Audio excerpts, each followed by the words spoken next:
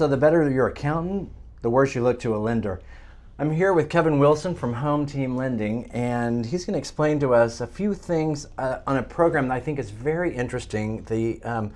I call it the cash flow loan. Correct. Right. Now, there's an official term for it, and what is that? Well, we have a debt service coverage ratio, or DSCR loan, but it's like I said, the cash flow loan. Correct. So that's the one you really want to think about. And the thing that I like about this program, and I think is something that most people don't know exists, is for an investor client. Correct. Right? That's correct. Or somebody who has maybe a lot of property and have sort of maxed out their capability of lending.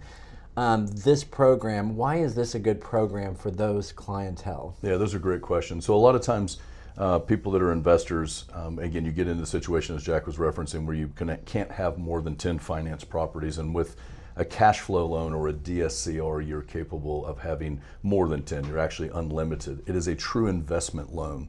And as you stated in your original statement, there's no need for those individuals that are using a DSCR loan to talk about their income or divulge their income. As a matter of fact, the income from the subject property, the one being acquired, is what we're actually utilizing to qualify those individuals. Okay, so let's back up on that. So what you're saying is we're not qualified. I mean, I know you have to have a certain credit score as the individual or the entity. Okay, but you're not looking at tax returns.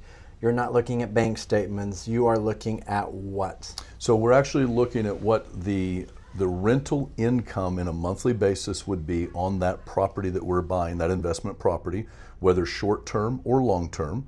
And then we're going to put that up against a ratio that we're going to build against the actual liabilities of that property. Same liabilities we would have with any property. So we're talking about the principal, the interest, tax, insurance, and associated dues. So basic English, then basically if the rent covers after expenditures to pay the loan with a little bit of coverage and these other qualifiers, then that property would be appropriate?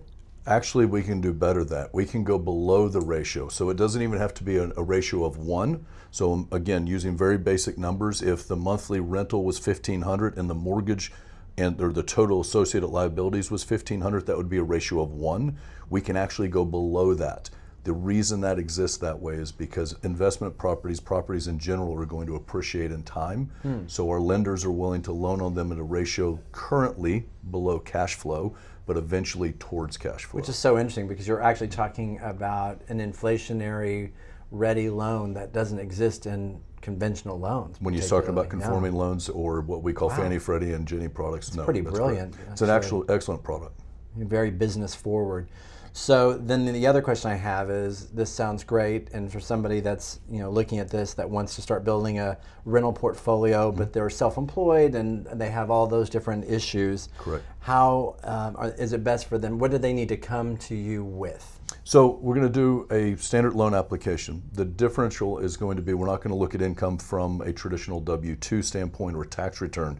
We don't need any of that information. We're going to get the income derived out of this ratio from the rental itself, and we'll use that as the qualifier. We're going to pull and draft the credit, make sure that they're credit worthy.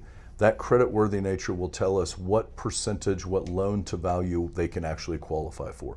If you have a higher credit score like a 720, you may only have to put 15% down. So that's, again, on an investment loan, that's a really unique thing, is only having to put 15% down if you have a 720 or above credit score. Oh, that's awesome. So if you don't have a 720, then we're talking more like a 2025? Yes, sir, that's correct. And then, so what are the other trade-offs, Kevin? Are there trade-offs in the payoff, ability to pay it off? Are there trade-offs in the interest rate? What are some of the limiting factors? So that's a good question, and let's talk about the positive factors of it. So the loan itself can be a 30-year fixed. It can be a 5 or 7-year adjustable rate mortgage. It operates very much like a conforming loan, with the distinguishing piece being the income being derived from the property as opposed to the individual itself. So we have much more range of flexibility. The product, when finished, the loan itself, will look and operate very much like a conforming loan.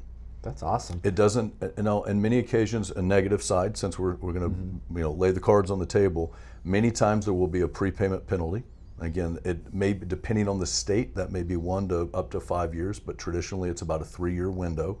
So if you're talking about something you want to think about refinancing in the future, you need to take that into consideration. So it's not too. for a flipper. That's correct. Yeah. So this is actually for building a rental portfolio, an investment portfolio. This is really kind of what we're talking about. Well said, Jack. Or That's exactly adding on to an existing one where you're already leveraged. That's correct, Jack. Absolutely. Okay. Now, I know one of the great things about this too is you can directly close as an LLC. Explain that. So on a secondary market, Fannie and Freddie or Ginnie Mae type products, we're going to be, those are for individuals, mortgages tied directly to an individual. On a cash flow or a DSCR loan, we can actually close as an entity, so an LLC. Many investors already have an LLC or multiple that they're applying their investment properties into. We can actually close directly inside. This is a true loan for an investment. But it is based on an individual's credit score, but then Correct. it translates in. So that individual is still in the line in that way for it. So the recognition of credit worthiness, what their credit score is, still is in the same parameters like a conforming. Okay. But we're associating the actual purchase back to that entity if we go with an LLC. Awesome. Is there anything we haven't covered that you want to make sure we cover? I think we've done a pretty good job. You've got some really great questions. Yeah, I think it's a great program, and I think that this is one of those things too. I did a small snippet on Instagram the other day about this because it's also, I think it's a very interesting thing. A lot of people don't want all of that looked at. Sure. You know, they don't really want somebody going through all that paperwork, and it feels overwhelming. So this is a really short. It does take some cash. Yeah, so you're still going to have a down payment tied to it. You're going to have traditional closing costs recognized inside of that as well.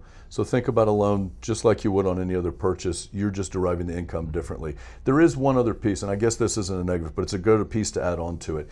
The individual buying it needs to have their own primary residence. Okay, so It's important. it's an important piece. So Showing stability. well, it's showing stability, but it's also to prevent abuse of the product. It's meant for investment. It's not meant for owner occupied. Got it. And so again, you need to have that. And it's also not a great product for first-time home buyers, right? So they have to have an exception to do that. This is meant for somebody who already owns a home, whether financed or otherwise. And they, by the way, they can be a renter of their own primary residence and own another investment property. Once they're an investor, we can now continue using the DSCR program. We can also do cash out refis in seconds with a DSCR program. So a current investor can take their portfolio if they want to do cash outs to buy other properties or do improvements on properties moving forward. We can use the DSCR program for that as well. And that sounds like a whole other segment. I love that though, because I think that this is really for so many, especially, you know, sort of a young professional entity, person, couple, family that wants to start building their portfolio. This is a great way to do that, especially finding it works well in Tulsa, right? Because it's easier to find those properties that you can actually rent that would cover what we're talking about. In a bigger market, this could be a little bit more So for sure, and with the ratios being down below 1, that you use, the bigger markets open up a little better as well. Okay. But here in Tulsa, we definitely have a great opportunity to utilize these type of products, the cash flow loan, to allow us to actually help investors get moving. Another great piece, and we didn't tie in, it's just a nice piece to add in here, is you can do these simultaneously. So again, because you're not encumbering your income into it, it's each property has its own income flow, you can do multiple simultaneous. That's great. Great. So for those of you that are interested in a program like this, contact me or contact Kevin. It's a great program. I'd love to work with anybody that's wanting to start building a portfolio. And I know if you're a realtor and you have clients that are looking this, Kevin is your man. So, Be happy to help you. thanks. Thank you, guys. What do you think, Ray? Like you've done it 1,000 times. Hopefully it recorded. Maybe not. It did. It was a dry run. Just do it again.